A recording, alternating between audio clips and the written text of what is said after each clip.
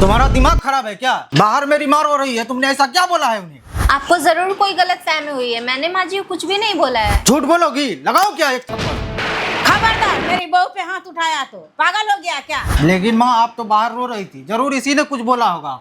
अरे पागल, मेरे आंख में कचरा चला गया था तो पानी निकल रहा था और तू बिना सोचे समझे मेरी भोली बहू पे चिल्लाने लगा। बहू, मैं इस नालायक के तरफ से तुझसे माफी मांगती हूँ, इसे माफ कर दो। आपको माफी मांगने की जरूरत नहीं है माँ जी, जिस घर में आप जैसी सास हो वहाँ बहू को किसी बात का बुरा नहीं लगता है।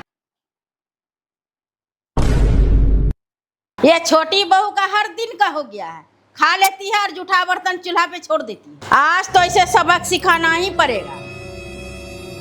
बहू जी मम्मी जी। तू अपना आदत सुधारेगी कि नहीं सुधारेगी? कौन सी आदत मम्मी जी? ऐसा क्या कर दिया मैंने? एक तो चोरी और ऊपर से सीना जोरी। मम्मी जी आपको तो सिर्फ बात बनाने आता है, अब ऐसा भी क्या कर दिया है मैंने, बोलिए। आज तक मेरी बड़ी बहू ने मुझसे ऊंची आवाज में बात तक नहीं किया और तू मुझसे जबान लगाती है। हाँ तो मैं दीदी की तरह बनना भी नहीं चाहती हूँ, मेरे साथ जो जैसा करेगा मैं उसके साथ वैसा ही करूंगी। मुझसे अच्छाई की उम्मीद मत रखिएगा। हाँ, ये तो होना ही था मेरे साथ। मैंने अपनी भोली भाली बहू के साथ इतना गंदा व्यवहार जो किया था, उसका परिणाम तो मिलना ही था मुझे। सुनो, तुम्हें शर्म नहीं आती है?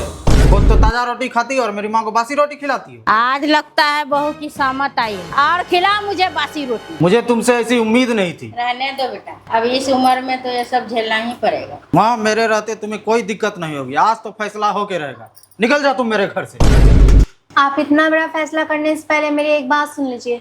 माँ जी की तबीयत 2 दिन से खराब है, इनको कोई भी खाना पच नहीं रहा था, इसलिए मैंने डॉक्टर से बात किया तो उन्होंने मुझे बताया कि इन्हें दूध में भिगोकर बासी रोटी खिलाना है, इसीलिए मैंने इन्हें बासी रोटी दिया था। अगर आपको मेरी बात पे यकीन नहीं हो रहा है तो मैं अभी डॉक्टर को फोन करती हूँ, आप उस डॉक्टर से बात कर लीजिए। बेटा मुझे माफ कर दे। माँ के हाथ अपने बच्चों को दुआ देने के लिए उठनी चाहिए, माफी मांगने के लिए नहीं। नहीं खाया जाएगा तो अपनी बेटी से बोलकर अपने लिए खिचड़ी बनवा लीजिए। सॉरी बेटा, हमने तेरी बुराई की। काम करने में और वचन देने में बहुत फर्क होता है। बहू बहू बहू, जी मम्मी जी। क्या बना रही है आज खाने में? खाना तो बन गया मम्मी जी, दाल चावल आलू का भुजिया। बेटा ऐसा कर, आज मेरे लिए खिचड़ी बना दे, मेरा पेट ठीक नहीं है, मुझसे ये सब खाना नहीं खाया जाएगा। नहीं खाया जाएगा तो अपनी बेटी से बोलकर अपने लिए खिचड़ी बनवा लीजिए, क्योंकि मुझे बहुत काम है और वैसे भी खाना तो मुझे बनाना आता नहीं है, मुझसे अच्छा तो आपकी बेटी बना लेती है, तो उसी से जाके बनवा लीजिए।